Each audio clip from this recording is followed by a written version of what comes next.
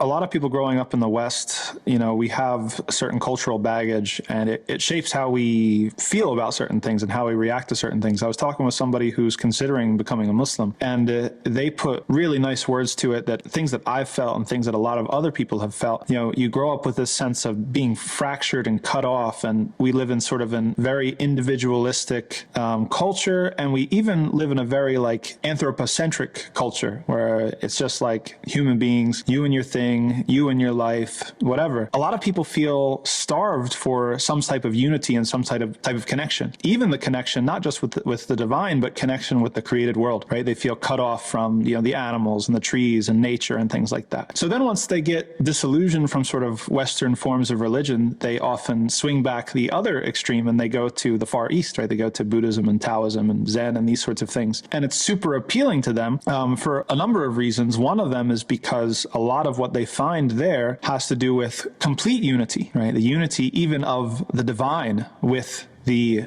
creation, something that's called monism, right? This idea that there is no distinction between the divine and the world, like the divine is in everything. And so people who have kind of been cut off from feeling this connection, all of a sudden, this is like an overcorrection. It's a flood of connection. Like, yes, finally, everything is connected. Everything is part of the same sort of divine force, and it feels so powerful to them. But they don't realize that this is an overcorrection, and that we can talk about unity and talk about being connected with the creation, and not necessarily go to the extent to say that the divine is everywhere in the creation, or that the divine is one in the creation, or that the creation is one with the divine, and these sorts of things, right? And it's important for us as Muslims because we need to clarify what we mean when we say tawheed. I mean, we say tawheed and we say this is oneness, this is the unity, but oneness of what? Unity of what, right? It's the oneness of Allah subhanahu wa ta'ala, meaning that the divine is one, okay? It doesn't mean that the divine and the created are one, or that everything that exists is one. No, it means that there's the creator and then there's the creation. We still have a very dualistic nature, or a dualistic conception of reality. And we can say that Allah's oneness may permeate the creation in other ways. We're not talking about his divine self, or,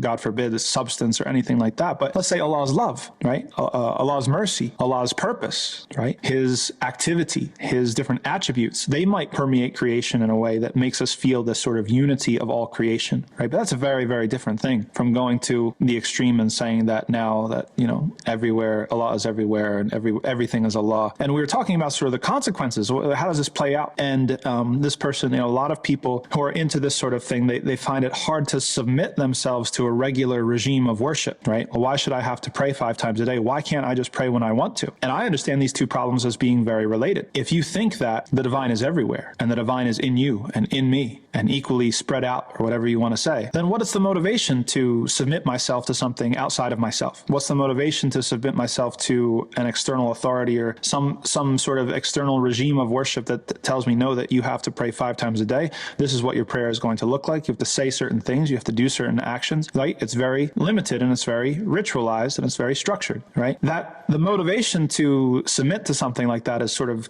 dented or damaged when we conceptualize the divine as being everywhere. The divine is in me, the divine is in you. Okay, if the divine's really in myself, then why should I worship anything but myself, honestly, right? It's sort of one of the consequences, perhaps, of this sort of way of thinking things.